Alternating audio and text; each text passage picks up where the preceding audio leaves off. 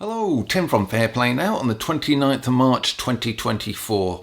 So it's Good Friday and happy Easter to all viewers. Hope you're going to enjoy your weekend. It's quite funny though, isn't it?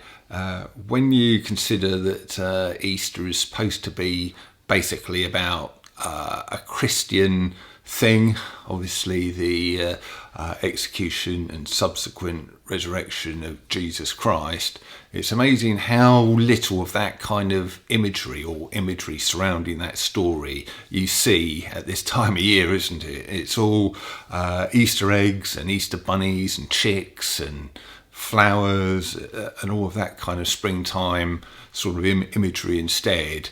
And it's also the same at Christmas as well, isn't it? It's all about Santa Claus and presents and sort of tinsel and all of that kind of thing, rather than what it's actually supposed to be about, kind of thing.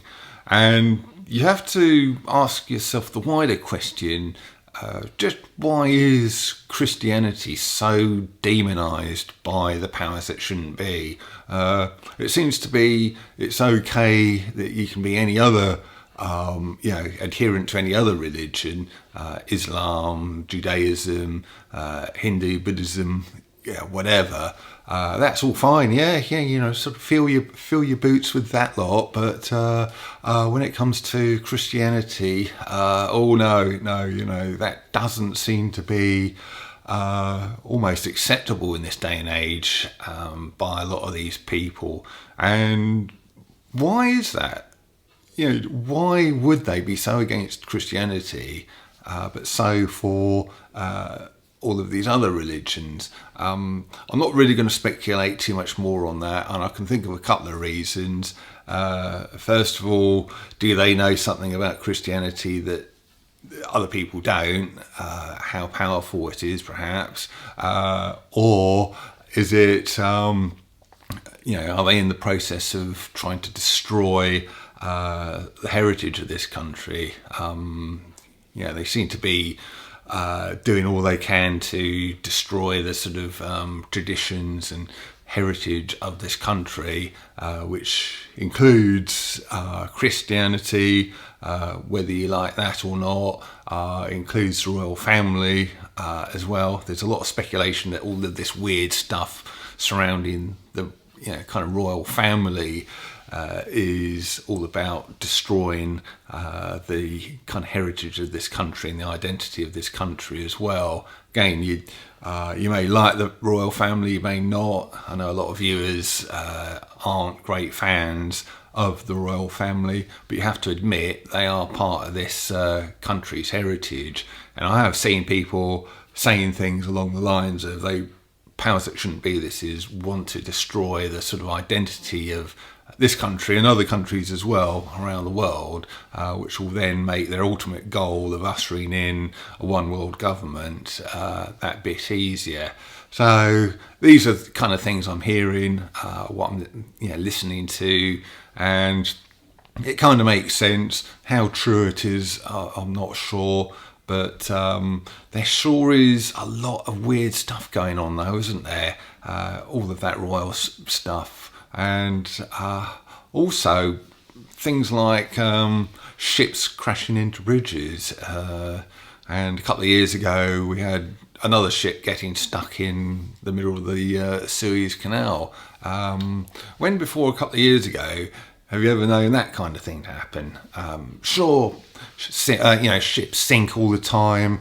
They get caught in storms. They get blown off course onto rugged, craggy coasts, and get holed and then sink and or run aground or whatever. That sort of stuff's happened since time immemorial. But ships crashing into bridges when everything looked really calm and no problem at all. Same thing with that other ship getting stuck in the Suez Canal. It is bizarre. I'm not saying necessarily that there's anything suspicious behind those two particular events, but All I'm asking is, when have you ever known that kind of thing to happen before in your lifetime? And now all of a sudden we've had two kind of almost similar incidents happening, within about 2 years of each other. A little bit bizarre, I would suggest. Then we come on to a couple of other bits of news. I haven't really made that many videos this week because I've been busy and with my work and other bits and pieces. So thought I'd come and just really offer some thoughts on a variety of different topics and things going on this week. I've just noticed the slightly disappointing news that Andrew Bridgen MP has to pay Matt Hancock about £40,000. I just saw that in my news feed just before making this video. You might recall about a year ago, Bridgen was accused by Hancock in Parliament of being anti-Semitic and all of this kind of thing. When he wasn't, it was obvious he wasn't. But that's what Hancock did. So Bridgen decided to sue him for sort of slander, and they're in court now, and the judge, as in her infinite wisdom, has decided to make Bridgen pay Hancock 40 grand in sort of legal costs. So what is going on there, apart from elites sort of ganging together, closing ranks? That's all I can sort of see it as. You might know of some valid kind of reason why that sort of thing might happen, but as far as I'm concerned, and as far as many other people are concerned, all I look at is the optics of the thing, and the optics don't look good. It just looks like the elites closing ranks to me. So yeah, that's all I'm going to comment on that particular story. And the other sort of big bit of news, and this won't be any news to you unless you live abroad, but Oxford, the Oxford thing. Now, it must be about 18 months ago, it first came on our radar here in the freedom movement that Oxford have got these plans afoot, basically to divide the city up into, I think it's 6 segments, and you can't go out of your segment more than 100 times a year in your car without getting charged and fined. And there's been huge pushback against that. We went to quite a large demo in the middle of Oxford about sort of 14 months ago. That was really good, and it seemed like things went back onto the back burner after that. But apparently what's happened, and I know Richard Vobes has got a video out which explains the situation a lot better than I am here. This is just really me offering opinions on these sort of bits of news, really. But if you want to find out the full details, you'll have to watch his video. But essentially, from my understanding, is the council have kind of rebranded the whole sort of 15-minute city concept, and they've now sort of passed it, so it is going to become a thing in that particular city. So and this sort of thing seems to keep happening. Again, it's disappointing news, but I think really these people, these powers that shouldn't be, are determined to push through their agendas sort of by hook or by crook, and we just need to keep on top of it, keep speaking out against it. Who knows, maybe someone will organise another little walk around the middle of Oxford. If that's going to happen, I'll definitely go along to that. That'd be nice to see, actually. But these powers that shouldn't be, if they get pushed back, they just seem to back off a little bit for 6 months or a year, and then they just rebrand things, reword things, and then just sneak it through. That's just seems to be what they're all about, isn't it? But What I would say is, because I think a lot of this stuff is going to come in, 15-minute cities and pay per mile. Another thing they're sort of talking about.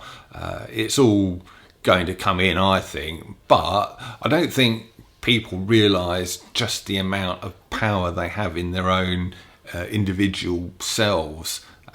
All we have to do is, and I was talking to someone a couple of days ago, a friend in the freedom movement, and he was saying that basically all you got to do is just sort of cross your arms like that and just say no. I don't consent to any of this stuff. I'm going to just sort of live in my own sovereignty. I don't accept your so-called sovereignty from, this is talking to councils and the government and that sort of thing. And I think what you are doing is wrong. You haven't sort of consulted people properly. You haven't gone through or about these things in any kind of democratic fashion whatsoever. You know what you're doing is wrong. You know that what you're doing is sneaky and underhand, and all you're doing is trying to push agendas put onto you by the likes of the UN and the WEF, etc. And rather than serving the people who elected you into office. So if you're not going to act democratically, why should we follow your diktats? And I think more people have to realise, really, that just because the government or the council says you have to do something, and if you don't do it or disobey it, you've got to start paying fines. No, all you need to do is just stand in your own power and say no, I'm not having it. I don't consent. And there's a lot of resources out there now, common law resources, how you can push back against these things, fight these things. If you get a fine, you can sort of fight back against it and get it dismissed. And there's all sorts of resources out there. And but the upshot of it is just stand in your own sovereignty and don't accept the fake sovereignty of these, frankly, these idiots who think they can control and run your lives and make you obey their every sort of word, their every diktat. So with that message, that we are sort of powerful. We are more powerful than governments and councils, not less powerful. We are our own sort of men and our own women. We just need to stand in our sovereignty and just not take any nonsense from these sort of people who think they control us, but they really don't. So that's a little bit of a Good Friday chat, I suppose, and just a few observations. So this video is getting on in time a little bit, so I'll leave it and I'll be back soon. Tim from Fair Play Now, thanks for watching.